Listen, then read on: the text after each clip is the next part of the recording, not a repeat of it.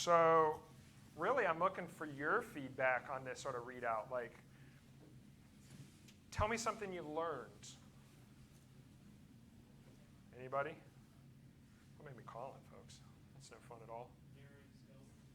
Narrowing scope. Yeah, this something came up a lot, which was these very general aims, which were along the lines of, I'm going to observe the following, or we talked a lot about narrowing it into this very specific thing, maybe a primary outcome, one outcome I'm going to measure, or two very specific outcomes. That's a huge one. That came up multiple times, at least in my groups. Anything else?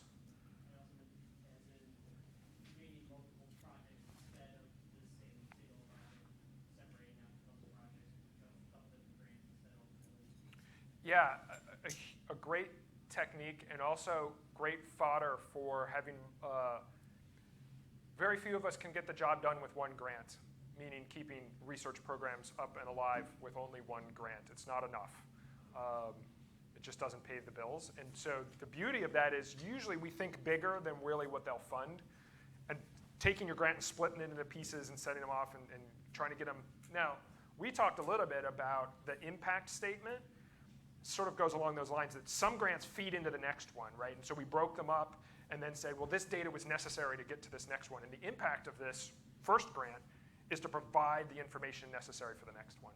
Or sometimes these things can be done in parallel, and you could submit them in parallel, and that helps too. So that was a super helpful one. Any other thoughts? Surprises? Excitement. Mentors, you guys have anything? Recurring themes and things that you've done? I just think we tend to fall into a trap of wanting to show how much we know, as opposed to writing the story that you alluded to early on. And a lot of times I'm like, I'm already bored. Tell me what's going on here. And be more Hemingway-esque. Yeah. Especially that first sentence, because when it's the 15th one you're reviewing in study section, just because you're human, chances are you're going to be less inclined to do the study section. So Yeah, I can very much relate to that, having read like 8 sepsis grants in a row once, and to hear sepsis is the #1 cause of death worldwide or whatever one more time was like, yeah, I know, right? Just preaching to the choir. But it's true. One thing that came up in our group, or I talked a little bit about, is some of those sentences that you write are still really useful. They just need to come down into the research strategy, right? And then just sort of punch up those first ones, like problem, solution, this is what we know so far, and this is what we have to do to get to the next level. 4 sentences. It's hard. Anyone else? Yeah.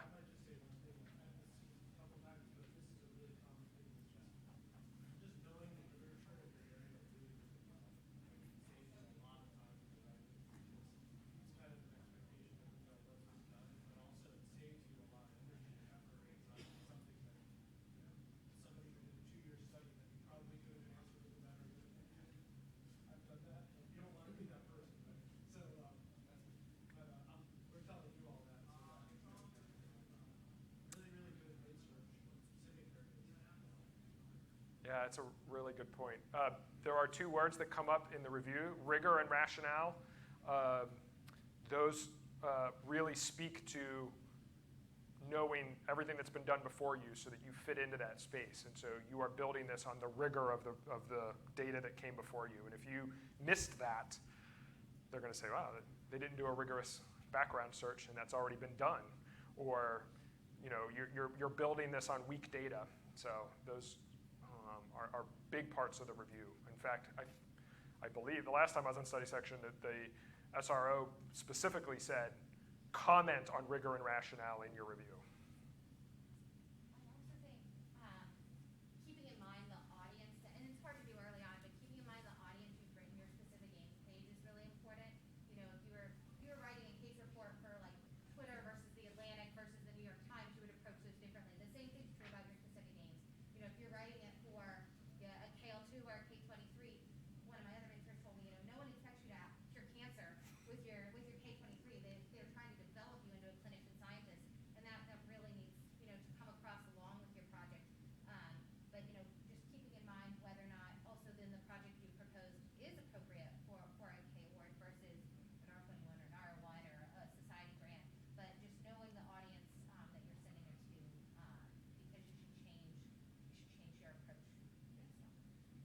Yeah, it's very true.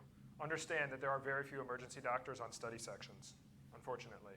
So I read one that had like a very strong emotional response because I work in the emergency department. We all work in the department. We know what that feels like. And so I read this and I was like, oh, I want this solution. I was like, sadly, I don't think anybody outside of emergency medicine even knows this is an issue or will have an emotional response to it.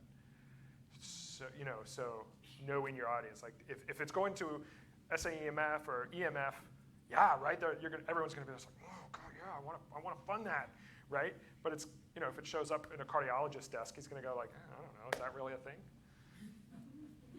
So it's very true. So know your audience. That's a fantastic point. Yeah. And I'll just follow up on that. I think you really know your topic area, but you don't want to be overly complex about it.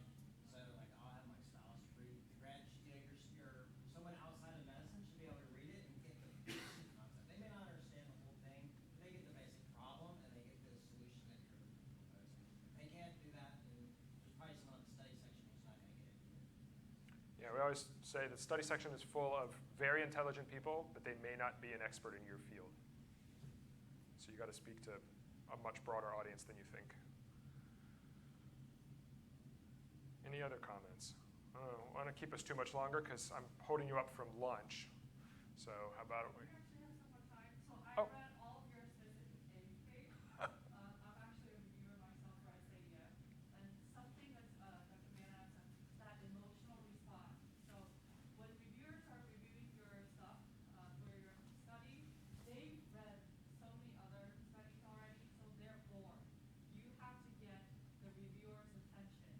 This is, I think, the most important.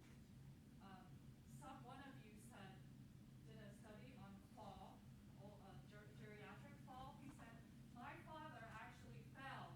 So that got my emotional response. Like, oh my goodness, like he really cares about this stuff. And he was so emotionally throughout. So I think that's so important that you have to get people's attention through their emotional response and be interesting. You definitely need to be specifically that it's technical and it's focused and detailed, but yet in the beginning you want to get their attention. Didn't you have something about No, I think the other thing is just remember is make the game page visually appealing. Because if you want a little bit of white space, some empty lines, set off the specific games, make it very clear where the specific games are, because and use a little of the subheadings, bold-face type, enough white space that is visually appealing, because there's nothing worse about reading your text to the game page and having, text from image margins with text from top to bottom, side to side. I mean, that's just difficult to get through. So make it visually appealing and easy to digest. I saw a specific games page, actually the whole grant, where the indents on the paragraph were one space. No space between paragraphs. One space was the indent. It was the most painful thing I think I'd ever looked at, and I wanted to cry when I got to that one. Don't make your reviewers cry. All right, I'm not going to take any more time on that. We'll talk about biosketches next, and some of these things that we talked about where that emotion can come in and sort of your motivations can really shine in that space. So.